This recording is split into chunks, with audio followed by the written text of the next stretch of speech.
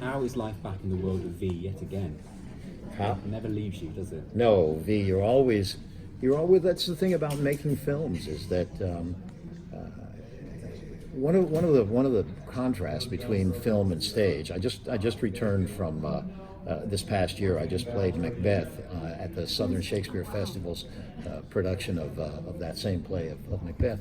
And the thing about being on live stage is that when the production's over, it's over. It just vanishes into the ether, and nobody ever sees it again.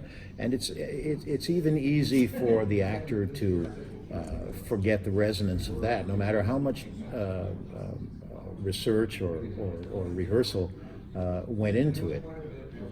But with a filmic character like Mike Donovan, like V, something like that, there's always the rerun of it. There's always a reprise of it someplace, and then there's always the chance that there's going to be another whole production in which Mike Donovan shows up again. So, being back here and re-experiencing the self-identity with Donovan is sort of part and parcel of the film industry, I think. Yeah. What do you think it is about? Nobody ever accused me of a short answer. I really would love to be able to say pithy things, but I can't. What do you think it is about V that's resonated over all the decades? Is there something specific? I think there are a lot of things that conspire to make V relevant over the succeeding generations since its first filming. And one of them is just, let's be honest, one of them just is, it's an adventure story of daring do, and everybody likes to see the hero leap from tall buildings at a single bound and knock down the bad guy and ride off into the sunset with the girl, and everybody loves to see that kind of stuff, and I certainly enjoy portraying that. But beyond that, I think the story of V, which is the drawing together of all portions of community, so that we all recognize and celebrate the plurality of the world that we all inhabit. That world that Neil Armstrong said that he could hide behind his thumb when looking out of Apollo 11, right? That he could hide the entire world, all of us, right behind his thumb. We're all in this together. And I think that's one of the aspects of V, I think, that keeps it relevant. So V to me, because I grew up when watching this, Right. And tell my age.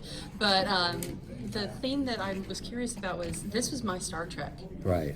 Right. How is it for you to be a part of something like this that has been like part of sci-fi history and become such an icon in it?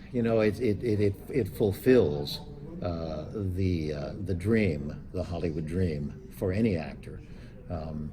When I was a kid, everything was westerns. It was the Lone Ranger and Roy Rogers and Hopalong Cassidy was all this.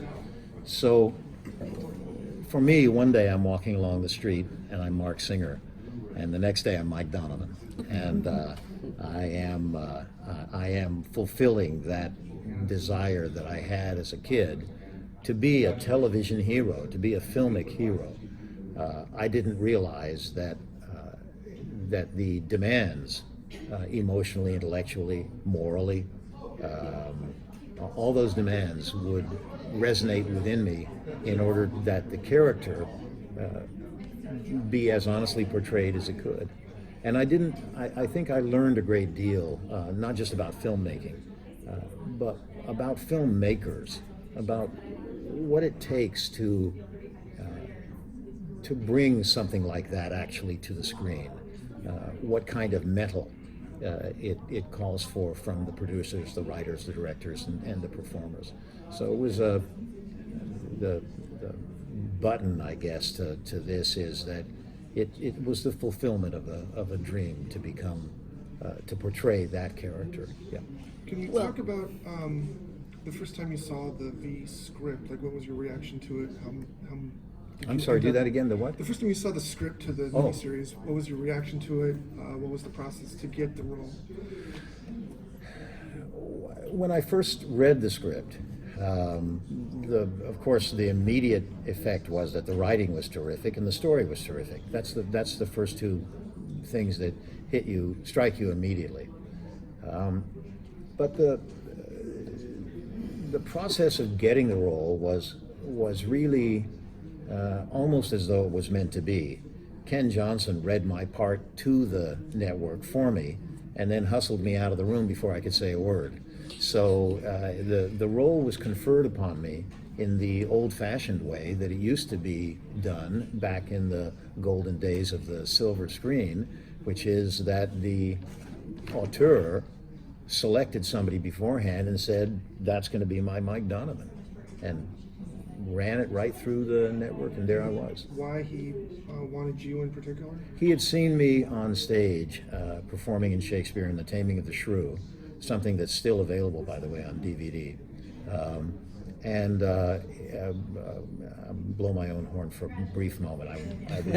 No, but I mean, You're totally the headliner. Do I received the Los Angeles Drama Critics Circle Award for that performance as Petruchio in Taming the Shrew. So he saw that, and then he also had seen me in a film that I made called The Beastmaster. And when he saw those two things, he said, "Okay, that's my guy. That's who I want." And so he So he's a mix of Petruchio and Beastmaster?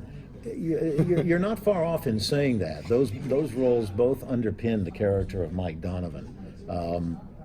I was for a requisite number of years while on the live stage. I was basically a character actor. I was playing King Lear and Shylock and Antonio and all these different people in different plays. But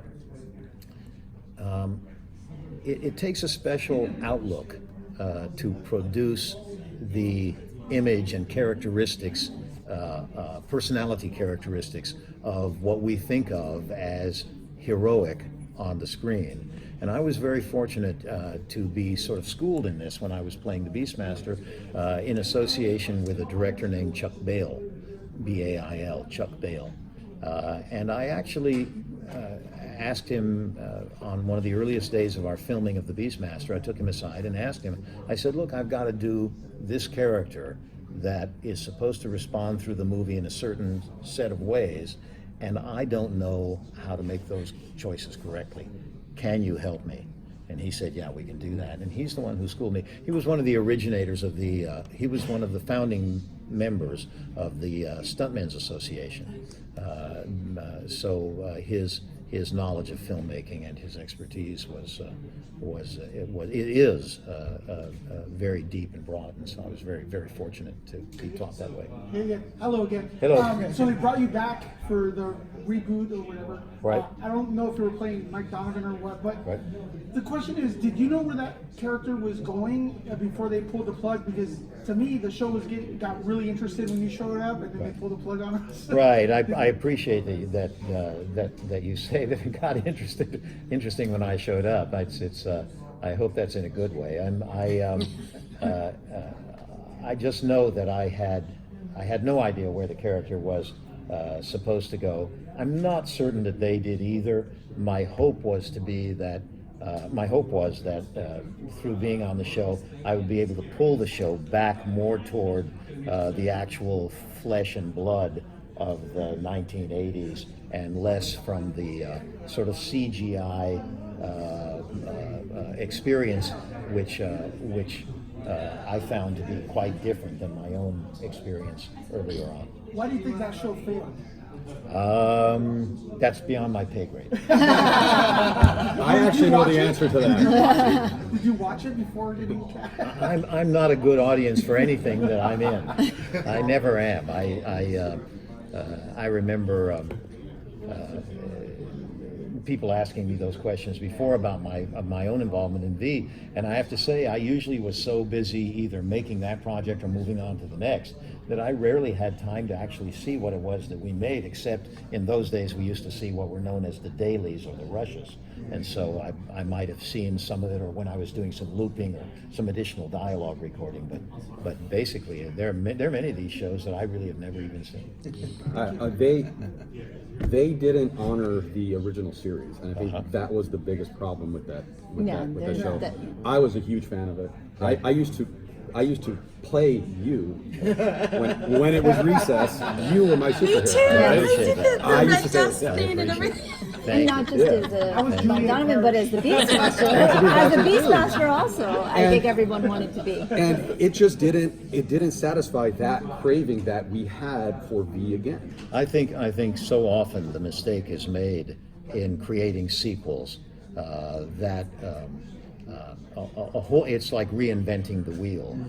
No, you should go with what's tried and true. That's what got you there, you know. And so perhaps that's true. Yeah. So you were talking about all your work in Shakespeare, Yep. and I'm curious to hear from you how it is to work in genre and how genre is getting more respect now, and how with films like this, with V, you're able to talk about morality tales and talk about things with a blanketed within that, and people get thinking about things. Can you talk about being a Shakespearean actor and working in sci-fi and how you bring that gravitas and that importance to it? Well, I think that well, this goes to my general belief about acting in the first place, which is that I think that every actor and every writer should start off with Shakespeare. Period. The way, very often the way Shakespeare is approached these days, it's not until you already have learned a whole bunch of things, and in the acting realm, you've been working on contemporary pieces, and then eventually you feel it's felt that you know enough about that now you can work on Shakespeare. It's just the reverse. You should start with Shakespeare because he's so architectural. He's so he's almost legalistic. Every character that he writes, every word that he writes for every character is almost like a contract.